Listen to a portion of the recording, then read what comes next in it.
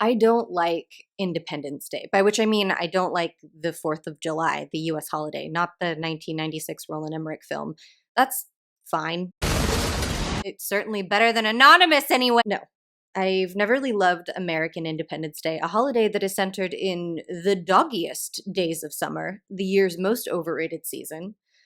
I grew up in a city that is hot and uncomfortable in the summertime, and I now live in a different city that gets hot and uncomfortable in the summertime. I mean, I try not to be a Scrooge about it. I go to the barbecues. I appreciate the spreads of strawberries, blueberries, and Cool Whip that are arranged to look like an American flag, but I think hot dogs are fine at best, and I'm pretty ambivalent about pool parties. I like day drinking and fireworks, but we already do that. It's called brunch every Sunday and New Year's Eve, and neither of them are celebrations burdened with the heavy baggage of jingoism, the myth of American exceptionalism, or the insistence that a wedge of apple pie with a slice of cheese byproduct pinned to the top of it with an American flag toothpick is something that can be considered either patriotic or aesthetically pleasing. But mostly, it's the hot weather thing. This past Independence Day, July 4th, 2020, a lot of Americans who might normally look forward to the backyard cookouts, pool floaties, and Roman candles of the season were having their own misgivings about the holiday. As the US topped the world in coronavirus cases and deaths, and the extrajudicial killings of Black citizens in the US by police sparked protests around the world, it just didn't feel like a very good time for anyone to be throwing America a birthday party. But ironically, this was the 4th of July. I wanted to do something. Not a party, not a celebration, but it felt like treating it just like any other summer day was a waste of the moment. So a friend and I spent the afternoon at a protest with a small community-led organization called TheValleyofChange. They meet and picket every day outside the Sherman Oaks Galleria between 12 and 8 p.m. But on the 4th, they also did a short march and had some speeches from leaders in the community and did a raffle to raise money. It was great. I'll put some details about the Valley of Change in the description of this video if you want to learn more about them. It felt like the right way to meet the day. We stayed until the heat got the better of me, and then we parted ways and went home. And then there I was, lying on my couch at home, already tipsy for my gin and tonic. What gives? I've had like 2 sips. It must be a heat. And I started to think, what now?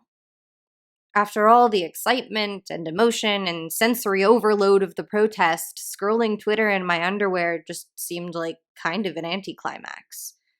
What now? What do? The obvious traditional thing would be for me to watch either The Patriot with Mel, a very bad guy Gibson, or the aforementioned Roland Emmerich joint, Independence Day. But 2020 was a year for bucking tradition due to all the mass loss of human life and stuff. So what could I watch that would feel like a fun, nostalgic 90s action-adventure movie, but be divorced from any of the discomfort and grief I was currently feeling about my country of birth, allowing me 90 minutes of respite from all that existential dread?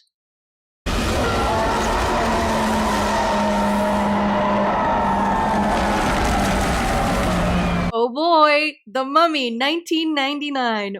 What a romp! Brendan Fraser, Rachel Weisz, the adventure, the romance, the thrills. What a salve to my aching heart. It is the himbo of horror movies, the thinly veiled Indiana Jones ripoff with a heart of gold. I love it so much.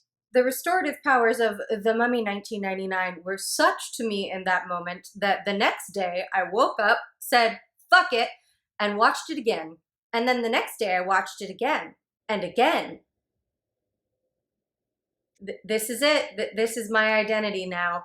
I am doomed to watch The Mummy 1999 for all time. For all eternity. For all eternity. Like some kind of curse.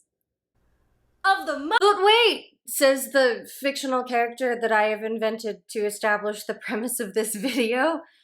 What is this, The Mummy? And why do you keep specifying that it was created in the year AD 1999? This is the part of the video that I would probably do An Encino Man joke if I had ever seen Encino Man. I'm going to explain The Mummy 1999 for anyone who needs to be caught up. The Mummy is a 1999 adventure film with mild horror elements, written and directed by Stephen Sommers and distributed by Universal Pictures. The film is a sort of loose reboot of the Universal Pictures 1932 film starring Boris Karloff of the same name, sharing a lot of the same characters and story elements with the original film, but with a markedly different, more summer blockbustery tone. The 99 film, which had largely mixed reviews, was a sleeper box office hit, with an opening weekend netting more than $43 million and spawning a franchise of sequels, spin-offs, and even a short-lived animated series. And all unified under one expansive The Mummy cinematic universe, more widely known as the MCU. The Mummy that Universal Pictures released in 2017 was also considered kind of a reboot of the franchise, but it doesn't really share anything in terms of plot or characters with either of its predecessors. And it was really only kind of created in order to launch its own cinematic universe, the Dark Universe, which, for simplicity's sake, let's just not talk about the new Mummy. Let's recap the 1999 film. Spoiler alert, I guess, for a 20-year-old movie. And if you don't want to watch the recap, first of all, how dare you? Secondly, time codes are in the description of the video. In addition to rewatching the film, I have also printed out the entire screenplay for reference. You can find it on google.com. I don't know if this is the final draft of the screenplay. It doesn't say. Obviously, some things ended up changing in the editing room or in the process of making the film, so not everything here is canon. A narrator informs us that our story begins in Thebes, but the pyramids of Giza are visible in the background, I guess because without them, most of the Mummy 1999's audience wouldn't recognize this movie as taking place in Egypt. Okay, I promise that this isn't going to be like a CinemaSins style thing where I ding every single error that comes up. I'm actually not a big fan of that level of pedantry, and I feel like it often misses the point of film as an art form that uses a language not so much steeped in logical consistency as it is in, you know, style, emotion, and symbolism. But I do feel like it's my duty as a YouTube channel primarily focused on history to mention that Thebes, the ancient city of Thebes in Egypt, was located in modern-day Luxor, which is an 8.5-hour drive from the Giza necropolis. The film also informs us that the year is 1290 BC, so for everyone playing along at home, the Great Pyramid and the Sphinx are already coming up on their 1300th birthdays. Tutankhamun has been dead for 35 years. That Hari Nefertiti is about 100-ish years away from being born. And Cleopatra VII, the only Cleopatra anybody cares about, won't be born for like another 1,000 years. Ancient Egypt was a long time. The film also mentions the pharaoh being Seti I a lot, who was a real pharaoh who most scholars believe actually started his reign around 1290 BCE when the film kills him off. And our primary antagonist is the priest Imhotep, who was also a real person who was alive and active in the 27th century BCE, so more than 1,300 years before Seti I. What I'm trying to say here is this film's timeline and geographical errors are so egregious as to almost be deliberate. And, you know, maybe The Mummy 1999 actually takes place in a universe parallel to our own, where all of Egyptian history and topography is crammed into a space of like 100 years and 6.5 square miles. We are introduced to High Priest Imhotep and Anck-su-namun. They share a forbidden love because she is the pharaoh's mistress and no other man is allowed to touch her. Like, literally. They're found out because apparently the pharaoh's safeguard against his partner cheating on him is to cover her body with body paint, and if it gets smudged at all, that means that a man has touched her. The pharaoh is mad that Anck-su-namun's golden arm paint is smudged, and the lovers proceed to stab him to death. Guards respond to the pharaoh's screams, and in a powerfully feminist moment, Anck-su-namun exclaims, "Be I wait if halt." and kills herself, but not before shouting out some expository line about Imhotep resurrecting her as he's running away, so we know that's going to be the plan. The narrator informs us that Imhotep does manage to abscond with Anck-su-namun's body to Hamunaptra, the city of the dead, to perform the resurrection ritual. But just as he's about to seal the deal and bring her back, the pharaoh's guards break in and arrest him. In accordance with Egyptian tradition, Imhotep and all of his priests are executed by way of an incredibly elaborate and excruciating curse. They are all mummified alive, their tongues are cut out, and flesh-eating scarabs are placed in their sarcophagi with them. I realize that a lot of the youngs in the audience might not understand the context behind the flesh-eating scarabs. You see, in the 80s and 90s in the public consciousness, there was this idea, mostly popularized by action-adventure films, that piranhas could skeletonize a human in mere seconds. So a lot of action-adventure films had a sequence with piranhas in them, and I feel like the flesh-eating scarabs were Stephen Sommers' way of creating land piranhas. So Imhotep and his priests are all subjected to this incredibly brutal and horrible curse that I'm sure did a lot to discourage people from committing capital offenses in 22nd century Egypt. But there's also this caveat to the curse that if Imhotep is ever himself resurrected, he will become an all-powerful, vengeful, I guess, demigod, and he will rule the world and kill everyone. Anyway, they really don't want that to happen, so the pharaoh's bodyguards, the Magi, basically form a fraternal order that will last for millennia and just kinda watch over Imhotep's body to make sure, no one tries to find it. But they also put the instructions on how to resurrect Imhotep in a book, and then they buried the book very close to him, surrounded by lots of riches. So I don't know. It kind of feels to me like they wanted somebody to find him and resurrect him. It feels very Streisand effecty to me. Cut to 1923. We are still in Hamunaptra, but now everything looks like shit. A bunch of French foreign legionnaires are having a gunfight with the descendants of the Magi. One of the legionnaires is Brendan Fraser. The other one we meet is a man called Beni, who the screenplay informs me is a doughy little Frenchman, and IMDb informs me is his last name is Gabor. And that makes me feel a little bit better because Kevin O'Connor, who plays Beni, does this kind of generalized foreign accent. And growing up, I always assumed that he was supposed to be Egyptian, but he's not. He's French, or maybe Hungarian, I guess. So it's fine.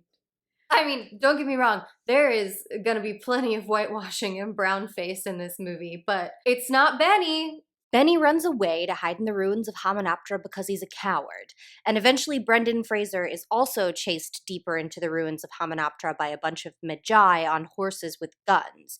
But then he runs over to where Imhotep is buried, and the horses get all startled because the horses don't like supernatural things, and neither of them were really aware of it at the time, but in that moment, the mummy really saved Brendan Fraser. I guess you could call it like a meet cute. The sand makes a face. Brendan Fraser runs off into the Sahara, and from far away, one of the Magi asks the main Magi if they should shoot him. Just like snipe him from the top of a mountain. And the main Magi, whose name is Ardith Bey, is like, alone. Which honestly seems kind of inhumane, but okay. An amount of time later, we meet Evelyn Carnahan, played by Rachel Weisz at about 20% eyebrow capacity, in the library of the Museum of Antiquities of Cairo. She's clumsy.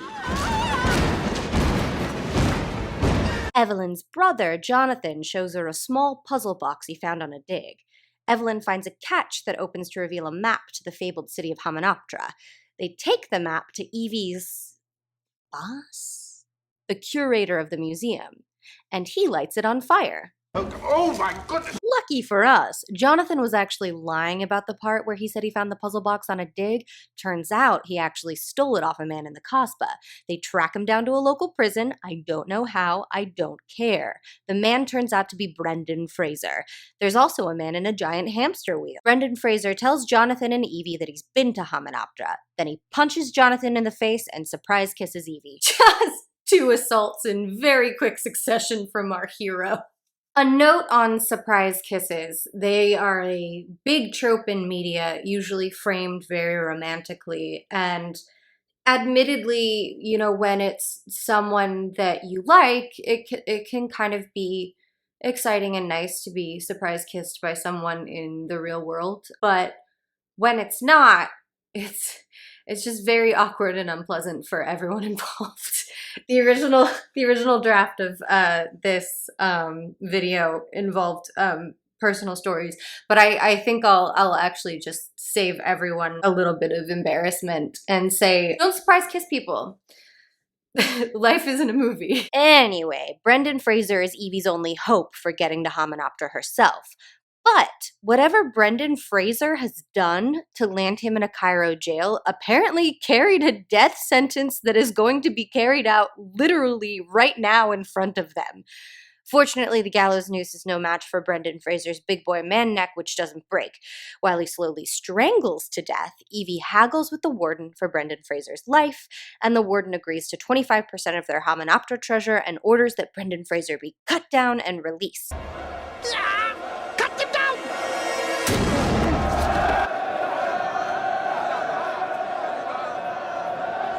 In the next scene at the port of Cairo, Brendan Fraser, whose character name is Rick O'Connell, has had a glow-up. Our friend the warden insists on coming on the adventure, and the whole gang sets sail aboard a Nile ship headed whatever direction Hamunaptra is.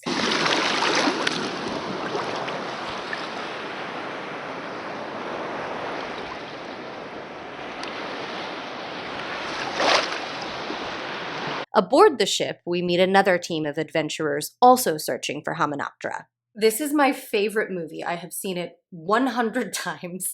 I have the screenplay sitting on my lap, and I still don't know any of these characters' names. For the purposes of this video, let's call them Short American, Tall American, Bruce Ismay, and Glasses Guy. A lot happens in the ship scene. Our incredibly memorable team of rival adventurers say that they have a guide who has been to Hamunaptra, and we find out that that guide is Beni. Jonathan bets the rival adventurers that our heroes will find Hamunaptra first. O'Connell shows off his many guns. A bunch of Medjai assassins board the ship. Evie's too horny to read a book. The Medjai attack and there's a big gunfight. We find out that Jonathan's puzzle box is actually a key to something. A candle gets knocked over and the whole ship catches fire. Miraculously, everyone except for, I guess, the camels? Survives the shipwreck gunfight and manages to swim to shore. Beni's on the wrong side of the river. You're on the wrong side of the river! The next morning, with fresh clothes and fresh camels, our heroes set off for Hamunaptra. They ride all day and all night through the desert, the Medjai following them all the way. Ardith Bey recognizes Rick, I guess? Just before daybreak, our heroes and the memorable team of American adventurers run into one another once again. Beni makes fun of Rick's camel, even though he too is on a camel. I know this is probably just like a mistake, like on the day of shooting, production just put Kevin O'Connor on a camel and nobody thought to cut the line.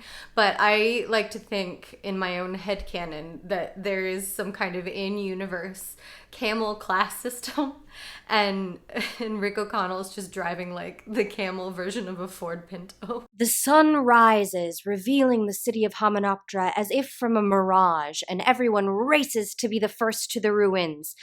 Evie wins! Feminism!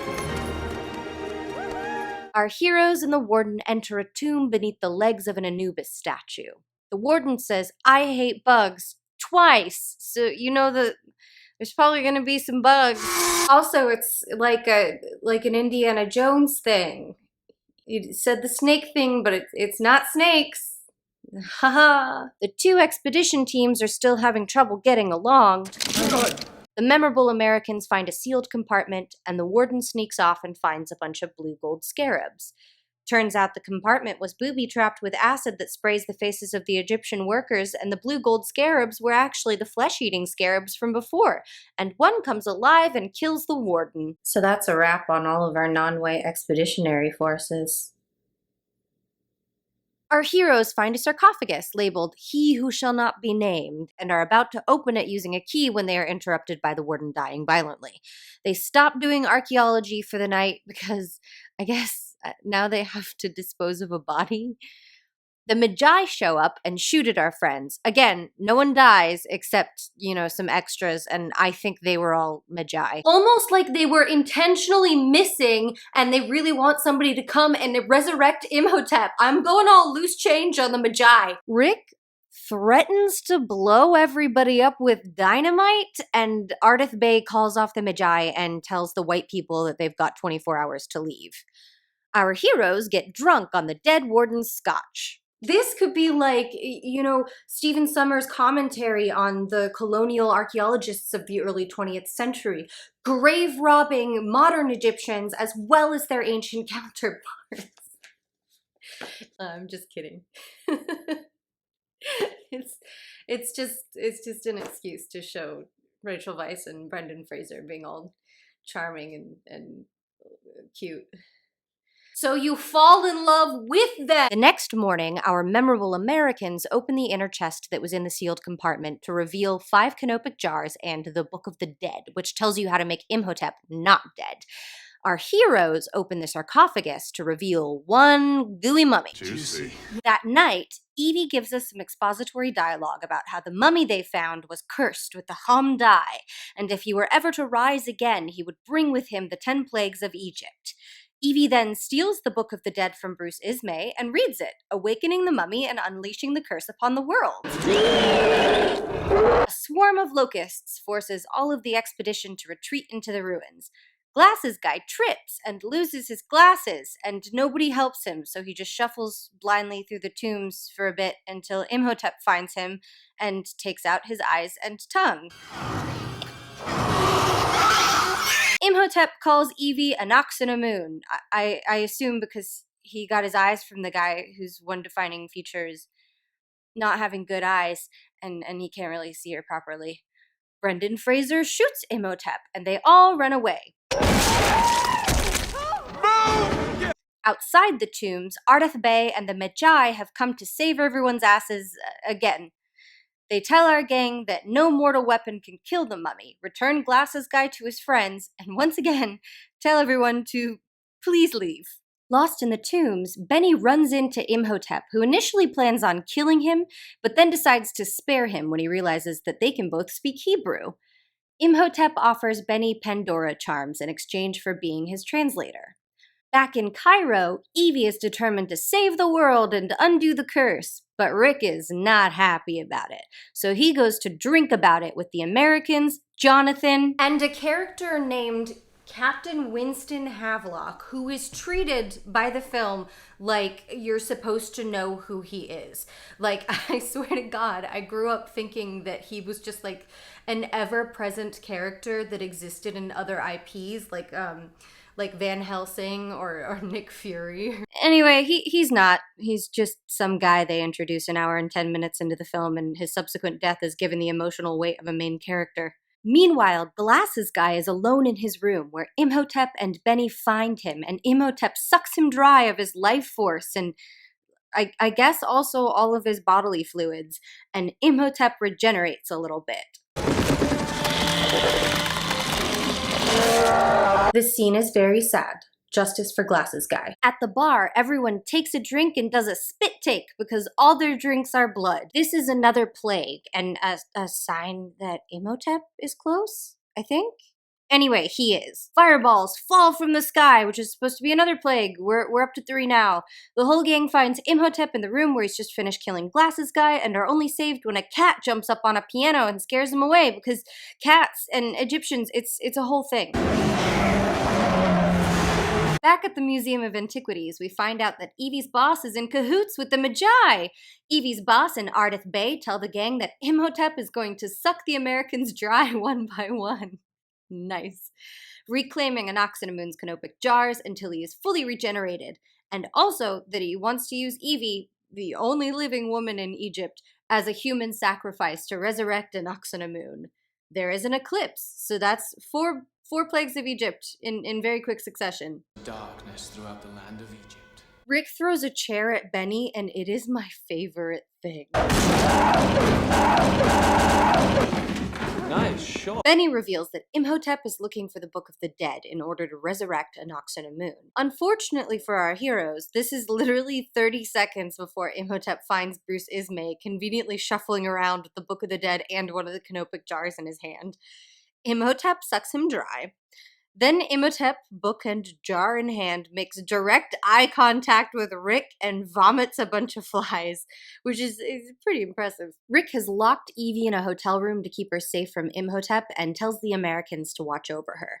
They are bad at this, and one of them goes away to get some hotel bourbon while the other one gets sucked dry by Imhotep.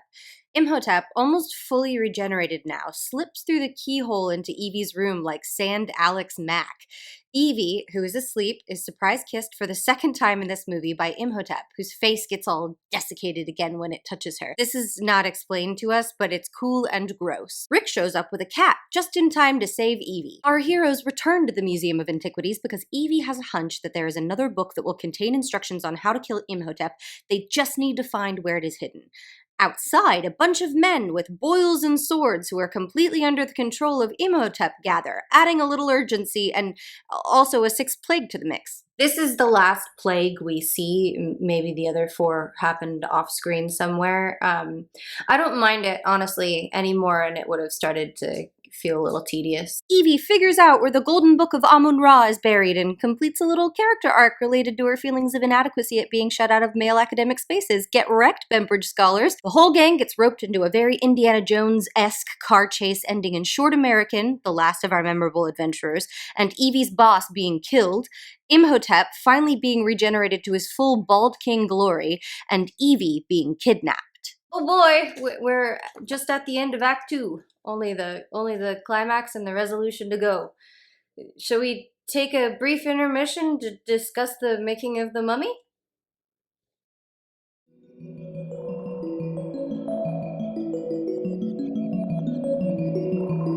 This episode is brought to you by Curated Nostalgia. Are you overwhelmed with the state of current events? Do you frequently suffer from anxiety or depression? Are you lonely? Do you feel disappointed with the way your life has turned out thus far? Is there a deep, empty well in your heart that you thought you could fill with accomplishments, and now you just feel a little too old to feel this incomplete? Do you often wish you could turn back the clock and retreat into the hazy, soft-focus memories of your own childhood? Lucky for you, there's Curated Nostalgia, offering both 20 and 30-year cyclical pop culture packages. Curated Nostalgia really scratches that sentimental itch for a number of life crises. Life is long and sad, and the world is complicated and scary. With Curated Nostalgia, you can yoke yourself to a more comforting version of the past, define yourself by the media you consumed as a child, and bask in the warmth of the memory of what you had then. Uncomplicated, unexamined, untethered. Get some Curated Nostalgia today. My primary source for the making of the 1999's Mummy is an article from Entertainment Weekly from last year titled Snakes, Sandstorms, and Strangulation, the making of 1999's The Mummy. It's basically just like an oral history of The Mummy, and like all great films, it sounds like everybody who was involved was utterly miserable. Maybe with the exception of Rachel Weisz, because it was like one of the first major films that she made. But everyone else apparently spent the entire location shoot either in extreme physical danger or worrying that the film was just going to tank their careers. The indoor scenes in Cairo, and the Nile scene were filmed in London at Shepperton Studios, or in the case of the Nile scene, just like on the banks of the Thames. But the start of the shoot took place in the deserts of Morocco over a period of 6 weeks, and it was kind of hell. They were plagued with regular sandstorms that tossed camera equipment around and took the paint off of Arnold Vosloo's Imhotep's trailer, and by snakes and scorpions, according to Brendan Fraser. They sent a memo out describing a type of snake. I think it had yellow dots on it. They said, if you see this snake, do not go near it, because if it bites you, at best, they'll amputate your limb. Anyway, there I was, pissing down a rock, and I looked down, and there's the yellow dot snake. I was like, fuck. I just ran for it. The producers took out $1 million kidnapping insurance policies on the 6 leads, which kind of sounds a little bit ominous. Like, I don't know, is that normal for location shoots? Everyone was just like constantly getting sick, and according to Fraser, they were subjected to constant B12 shots in the ass. I guess to stop them from getting sick, but it didn't work. In the jail scene where Rick is being strangled, Brendan Fraser actually strangled himself to the point where his carotid artery, I'm pointing out like I know where it is, was so restricted that he lost consciousness for several minutes and almost died. Additionally, nobody had any idea what they were doing or even what kind of movie they were making. Brendan Fraser again. We didn't know whether we were making a horror movie. We didn't know if it was an action picture. We didn't know if it was a romance picture. All of the above? None of the above? We didn't know. We did not know. This was also a CGI-heavy film in the very early days of computer-generated imagery. Nowadays, actors in action franchises are used to standing around in green rooms reacting to ping-pong balls on sticks, but at the time, the cast of The Mummy had no idea what they were doing. During the filming of the sandstorm scene, Vosloo recalled looking down at Rachel Weisz and saying, "We're never going to work again." The special effects were done by Industrial Light and Magic, using a motion capture camera the size of an industrial refrigerator that ILM would charge the studio for every time it had to be moved. So every scene utilizing CGI had to be budgeted accordingly. To quote Stephen Sommers, "There's 80 CG shots, and for 20 of them we can move the camera. We really had to figure stuff out." The character design and rendering by ILM is covered in detail in a special feature on the original DVD extras for The Mummy. They really didn't want their mummy to look like a guy in bandages, and they really want you to know that. I don't want this to be like a mummy movie like we've seen in the past with the shuffling guy in bandages. Guys wrapped in bandages. It's not a guy wrapped in bandages. The creature, like I said, he's not a guy wrapped in bandages. Couldn't be wrapped up in bandages. Something stumbling around wrapped in bandages. It's not a man wrapped in bandages. Not just some guy wrapped in bandages. Bandages. ILM wanted to go with a character design that was grotesque and even a little gory, but not bloody. And I really think they achieved that. Imhotep's various monster stages are all effectively frightening, but still aesthetically pleasing examples of character design. You know, he's only an eyesore in the way that you want him to be as an audience member. And I even think that the 90s CGI still holds up pretty well on my standard definition television. Allegedly, they filmed this bit.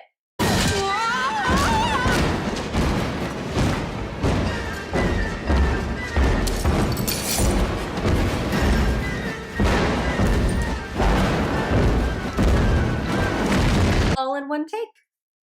So that's nifty. Another alleged story is that Stephen Sommers had originally planned to have Ardith Bay's face just like covered in tattoos, and the version of the screenplay that I have seems to support this.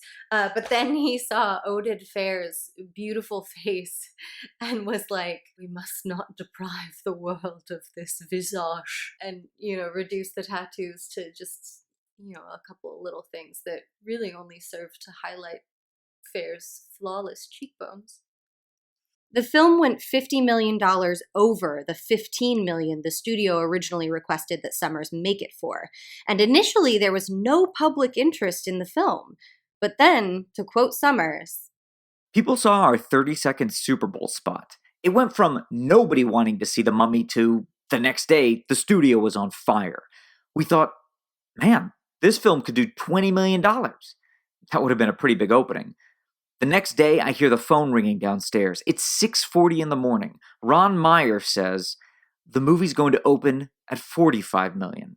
The movie's opening weekend was the best non-holiday debut in movie history at the point of its release, and it was credited with literally saving and, at the time, ailing Universal Studios. The sequel, The Mummy Returns, had an even better opening weekend, even out-earning the return of the Star Wars franchise with Episode 1, The Phantom Menace. I know this video isn't really about The Mummy Returns, but I just wanted to say that in this Entertainment Weekly article, Sommers briefly touches on working with Dwayne "The Rock" Johnson, because his turn as the Scorpion King in the sequel was what jettisoned him to movie stardom. And apparently, they only had The Rock for one day between wrestling gigs, and on that day, he was desperately ill, but still such a trooper. Sommers again. He had food poisoning and heat stroke. It was probably 110 degrees, and he would be covered in blankets, just shivering. I'm like, Dwayne, we've only got one day. I go, action! Dwayne threw off the blankets and charged forward. We went all day.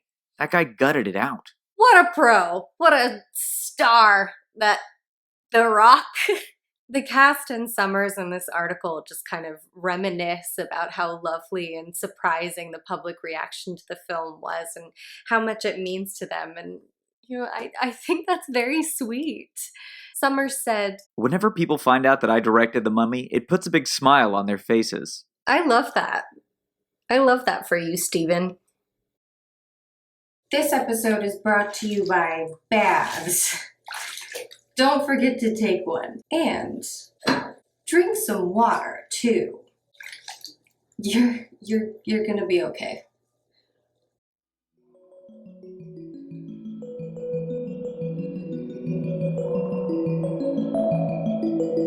Where were we? Ardeth Bay, Rick, and Jonathan find that guy from before, Winston Havelock, and they convince him to help them save Evie because he has a plane and because he's like this bumbling alcoholic who's disappointed that he didn't die in a blaze of glory during the war. And Rick is like, do you want that to happen? We can definitely make that happen for you. They fly the plane into the desert, and Imhotep tries to kill them by making a sandstorm shaped like his face swallow the plane with his big old sand mouth. And they are saved from sand drowning by Evie surprise kissing Imhotep and distracting him. Truly a movie defined by surprise kisses.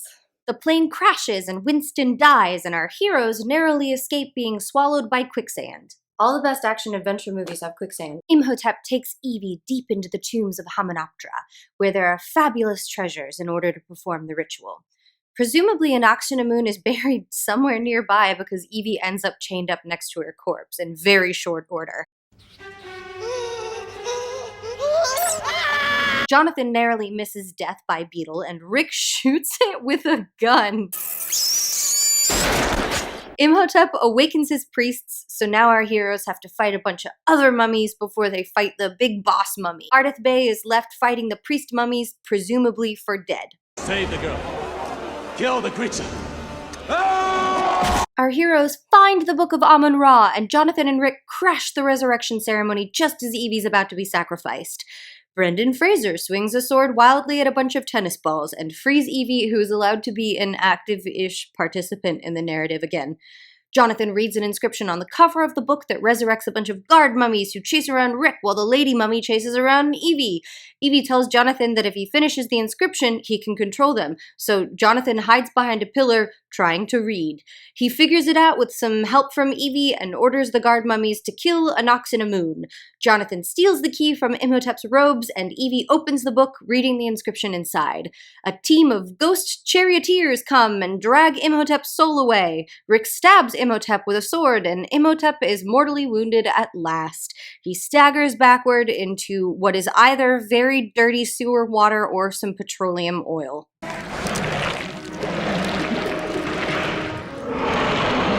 But the danger isn't over yet. Beni, who has been filling sacks with treasure, hangs a heavy leather satchel over a lever which triggers a low rumbling and shaking inside the tombs. The gang must now all escape the tombs as all of the walls start slowly rolling down like garage doors, threatening to entomb them in Hamunaptra forever, like some kind of booby trap from Indiana Jones. Also, once all the walls are rolled down, the entire city's going to implode, so they just gotta haul ass out of there. Feels like if the Magi really didn't want anybody to raise Imhotep, they could have just pulled the destroy everything switch. Beni is weighed down by his gold and doesn't drop the satchel and run until it's too late. Rick tries to pull him out of the tombs in time, but Beni is trapped in the dark with 1,000 flesh-eating scarabs who presumably eat him alive. Outside, the city of Hamunaptra goes up like a Disneyland— oh shit, I shouldn't have done that. Outside, the city of Hamunaptra goes up like a Disneyland fireworks show made of sand.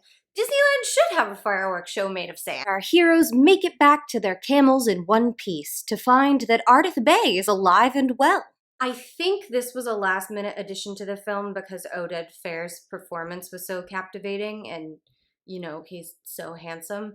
In the screenplay, he never returns. Ardith Bey basically just says thank you and leaves. I think he was just, like, waiting outside for them the whole time. Like a dad who dropped his middle schoolers off at the mall. Jonathan bemoans making it through that whole great big adventure with nothing to show for it except, I guess their lives. Our breeding pair share a romantic kiss, and the trio ride off into the sunset. A little of Beni's treasure can be seen shimmering from within one of the camel's packs, so that we, the audience, know that they do go home with artifacts stolen from Egypt. The end.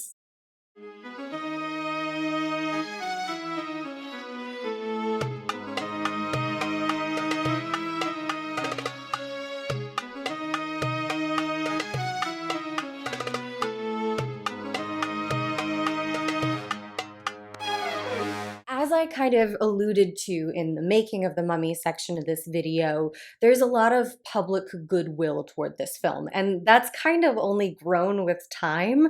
You know, the internet is littered with numbered lists of why The Mummy still holds up, or why The Mummy is the greatest action-adventure film of all time. Casts still get invited and draw crowds on the convention circuit. You know, it doesn't quite occupy the same prestigious space that its primary influence, the Indiana Jones trilogy, holds with cinephiles, but that's kind of the point. Like, The Mummy is scrappy. It's fun and goofy and endearing. Its charm is greater than the sum of its parts. But the parts are functioning well. The story is simple but tight. The main characters all play an integral part in the success of their quest. Even Jonathan, who seems like he was just written in there to be comedic relief, but we get a little bit of planting and payoff with him being established as a pickpocket at the beginning of the movie, and then stealing the key from Imhotep's robes in the climactic scene, allowing Evie to open and read the Book of Amun-Ra. The choice to give Imhotep a tragic backstory rather than just making him an evil monster hell-bent on evil for evil's sake was also a nice one, in my opinion. Although I guess I have the original 1932 film to thank for that. Like the Indiana Jones films before it, the period setting kind of prevents the film from feeling dated in a roundabout way.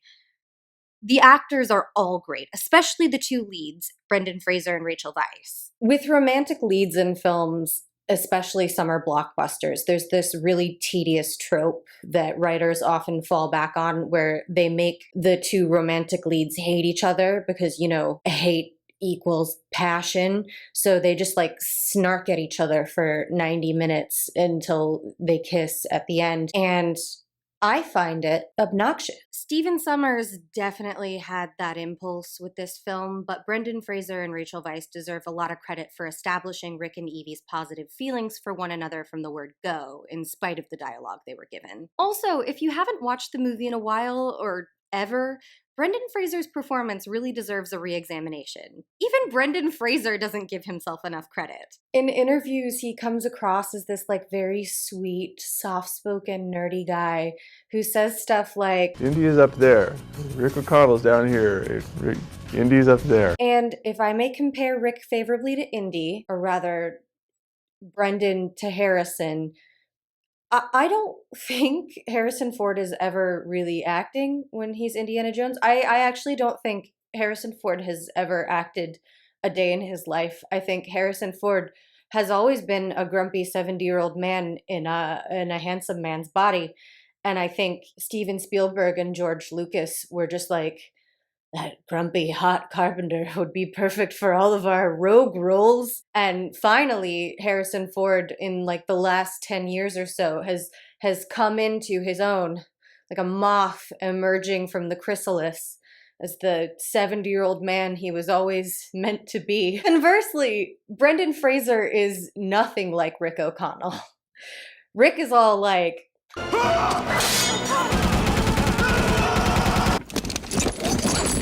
and Brendan really just kind of wants to talk about those sick graphics that ILM did. Industrial Light and Magic has recreated. This is a reinvention of the Mummy. With special effects by Industrial Light and Magic. It was this creature that Industrial Light and Magic created. Industrial Light and Magic has raised the bar on special effects with this film. Well, at least till Star Wars comes out. You caught me. I think most people just kind of remember him being big and hot and funny, and that's kind of what the material and the genre requires. But he does manage to sneak in a few really subtle beats here and there, and I live for them. I see you, Brendan. I feel like the film's tonal balance between PG-13 horror and swashbuckling adventure is flawless. The pacing is perfect. I never feel like anything drags at any point, and looking at the version of the screenplay that I have, there sure were some pointless, draggy scenes that could have been, but you know, they trimmed the fat, and what we're left with is this roller coaster of a 2-hour film. That's not to say it's perfect by any means. I think it holds up better than a lot of media from the 90s, but there are some yikes, some oofs, some this ain't it chiefs. I would be remiss if I didn't mention the fact that this is a film set in Egypt with only 2 named characters played by Middle Eastern actors. A white South African and Latinx woman play our titular mummies, and the film features a scene where a character played by an actress so white that it's literally her last name says a line about being half Egyptian. Omid Jalili, who played Warden God Hassan, recalls auditioning for the role. I have an Iranian background, so I was very aware if I ever did film roles, I had to represent Middle Eastern culture. This was at a time when there were very few Middle Eastern roles at all that weren't terrorists. Steve said, "We're looking for a kind of Rafiki from Midnight Express," and that was a Turkish warden who was really evil. I said, "Look, why don't we play him differently, because with all due respect to you, what you've written is not even one-dimensional. I can possibly get this to a 2-dimensional stereotype." So I did this piece to camera, it had nothing to do with the script, and he said, "That's great. Does it have to be so funny?"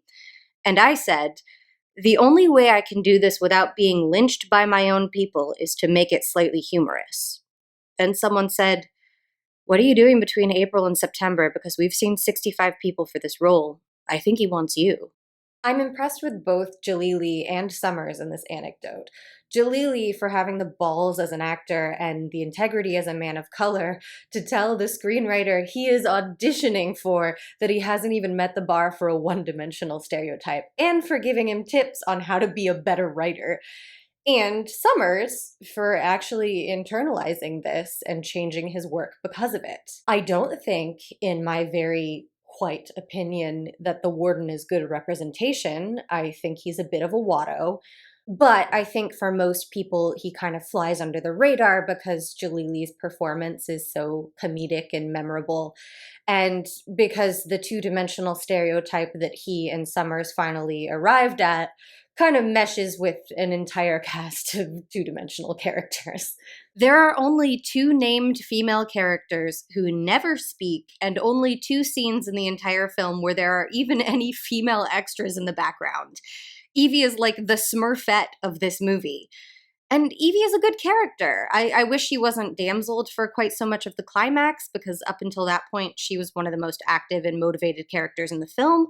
But I generally think she's good representation, and she's a rare representation of an explicitly feminist character who isn't like some badass fighter chick. No, Evie is very happy to be the brains of the operation and just rely on her hired brawn when the occasion calls for it. It calls for it! Still, 20 years on, I don't really think that the kind of sentimentality and love people have for The Mummy can strictly be tied to the film's quality. I think a lot of the people who still have a lot of fondness for this film are probably around my age or maybe a little bit older, and I think probably more so than the film itself, people in their late 20s and 30s tend to associate this brand of late 90s cinema with the relative stability and simplicity of their childhoods. I was 10 when this movie came out. I saw it with my parents, and I think more than just a film that I like, I associate this film with being a young girl who's maybe just starting to realize that she wants to be an actor, and seeing these actors on screen and realizing that that meant having adventures. It makes me remember a time where it seemed like there were so many possibilities. It has this cozy feeling for me, like catching a whiff of a long-forgotten brand of perfume. It transports me to this kind of false version of my own past that I feel a homesickness for. That longing that throbs in my stomach has grown hollower, more aching lately as 2020 has just thrown me, all of us, into this sort of free fall of doom. At times, this year has made me question who I am and what my place in this world should be and everything I have ever done up until this point. And I find myself at times wishing that I could go back and be that little girl again. To be fearless, full of wonder and hope, and not feeling guilty or foolish for still having dreams. To retreat into the fantasy of my half-remembered childhood. I have a friend who spent her quarantine rewatching Buffy the Vampire Slayer on repeat for pretty much exactly the same reason I keep retreating into The Mummy. Nostalgia is like a security blanket. I need this. I need the way this makes me feel. I think a lot of us sometimes need to hide under the safety of the things we consumed and loved as children in order to navigate the world as adults. But it's important not to lose sight of the fact that the protection that the security blanket offers is only imagined. That we must face a future that won't stop coming, and a world that is dangerous and frightening, on our own, with courage. And we can reminisce, but we have to live in the now. The shitty now. On July 4th, 2020, I kind of got sucked into a nostalgia whirlpool. And don't get me wrong, I'm still here. You know, making The Mummy 1999 my identity is only kind of a bit. Imhotep is like a siren, luring me to the depths with his song.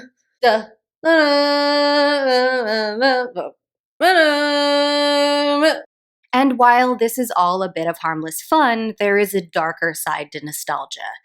Nostalgia is often delineated into two distinct types, reflective and restorative. Reflective nostalgia is defined by experiencing memory by way of dwelling in a kind of longing and loss, but overall recognizing that the past is the past and that our memories are incomplete or imperfect. While restorative nostalgia seeks to recapture or recreate the past, to make America great again, so to speak. While I've been bathing in reflective nostalgia for The Mummy and Brendan Fraser's career for the past several weeks, I've been conscious not to allow myself to literally long to return to the distant past of AD 1999. I mean, of course, as in the meme, if given the choice between returning to the age of 10 or jumping to the age of 45 with $50 million in the bank, I would choose to return to the year 1999. I would warn everybody about 9/11, become an adorable child Nostradamus, and make my own fortune that way. But I don't think the answer to the ills of 2020 is to return to a world that looks more like it did when The Mummy was released. We weren't in plague quarantine, though. I will give 1999 that. Still, The idea that the past was a better time is a fallacy. And while engaging with nostalgic media can be fun and even, good for your mental health in troubling times, it's important not to get derailed by nice memories. Okay. All right. So, what have we done here? I recapped The Mummy 1999. I identified things that I liked about it and, a couple of issues with it, like casting white actors in Middle Eastern roles and the joke I made about Rick and Evie grave robbing. I deconstructed my relationship to the piece and the effects that has had on my consumption. Yeah, that seems about it. That's the video on The Mummy 1999. Go do something else.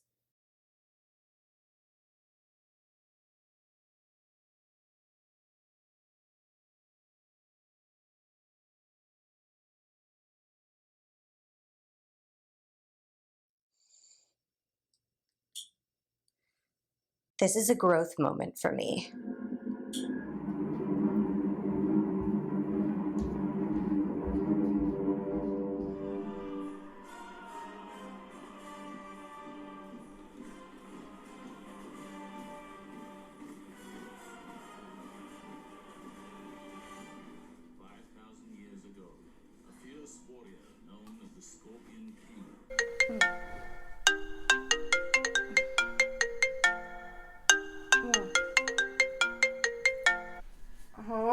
Miss Hootman. Prince Imhotep thanks you for watching his movie. Oh? And for your video essay and your novelty t-shirt purchase. But Imhotep needs you to finish the job and consummate the curse you have brought down upon yourself.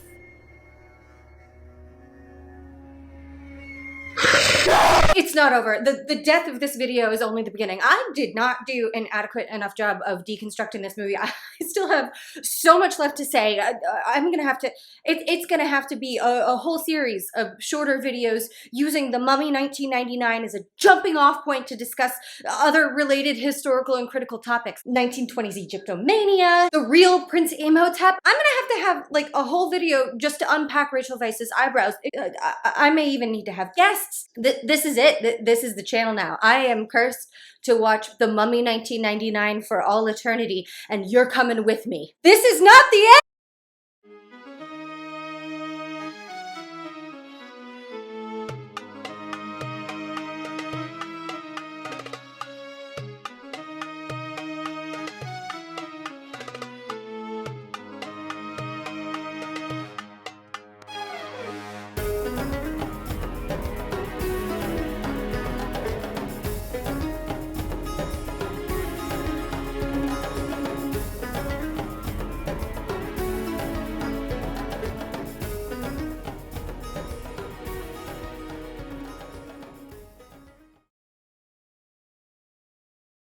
Stephen Sommers, I know you're watching this because by my calculations, this is the longest video about your masterpiece on YouTube.com. I think Van Helsing could have worked, and I think in the 2020s, Dracula is the monster that we really need right now. Call me.